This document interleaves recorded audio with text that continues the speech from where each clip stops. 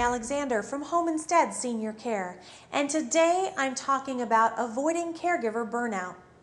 In this video, I'll show you that you're not alone when it comes to facing the challenges of being a family caregiver. According to the U.S. Department of Health and Human Services, more than 50 million people provide care for a chronically ill, disabled, or aging family member or friend during any given year. 30% of caregivers are themselves aged 65 or over. Another 15% are between the ages of 45 to 54. While there is no reliable estimate of the number of family caregivers, at least 7 million Americans are caring for a parent at any given time. If you are a woman watching this video, it comes as no surprise. The National Alliance for Caregiving found that the typical family caregiver is a 46-year-old woman caring for her widowed mother who does not live with her. She is married and employed.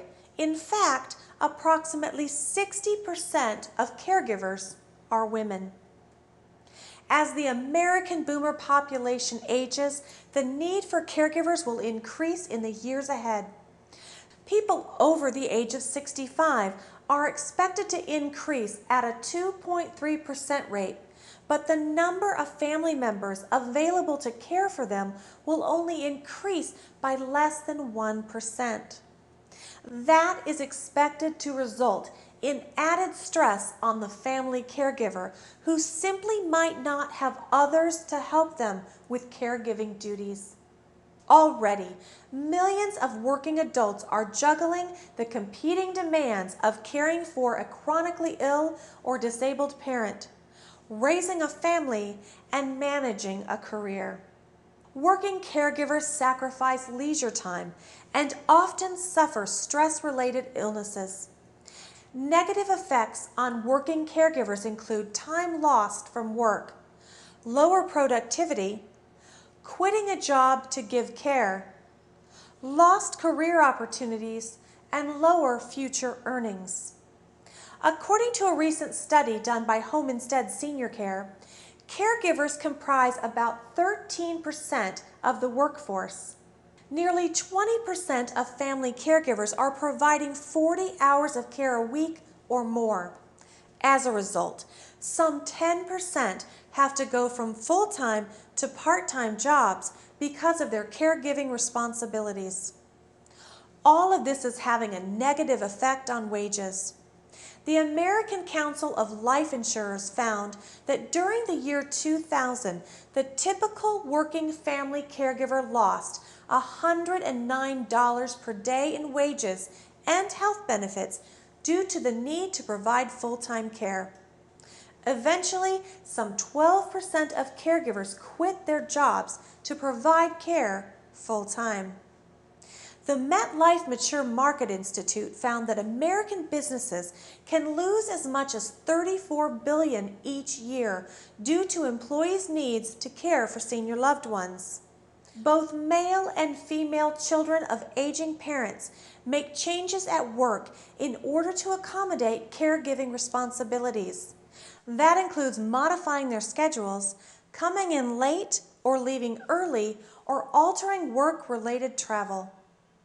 Although hard research does not exist to prove it, researchers in the field think that only 2% of employed family caregivers actually take advantage of the benefits their companies offer. So let's talk about some common employee support programs so you can learn if they are available through your employer. First, some employers offer cafeteria-style employee benefits, which allow employees to select supplemental dependent care coverage to reimburse costs for in-home care or adult daycare. Benefits might also cover therapeutic counseling for the employee to help cope with the stresses of family caregiving. Human resource or employee assistance program staff can provide information on helpful internet sites, local information, and referral services or resource centers. Some larger businesses organize in-house caregiver support groups or coordinate with local community groups or hospitals so that employees can attend an outside support group. One of the most critical benefits for an employee with caregiving responsibilities is time. Flexible work hours, family illness days, and leave time are necessary, so be sure to ask if you can modify your own work schedule to accommodate your family caregiving needs. If you work for a company that has 50 or more employees, it must comply with the Family and Medical Leave Act, also known as FMLA, which allows for up to 12 weeks of unpaid leave to care for a seriously ill parent, spouse, or child while protecting job security. Some smaller firms also use the FMLA guidelines to provide support for individual employees. It's important that you take the time to learn what is offered by your employer. Doing so could alleviate some of your stress. Speaking of stress, in the next video we'll talk about some of the physical and emotional signs that show you are overstressed.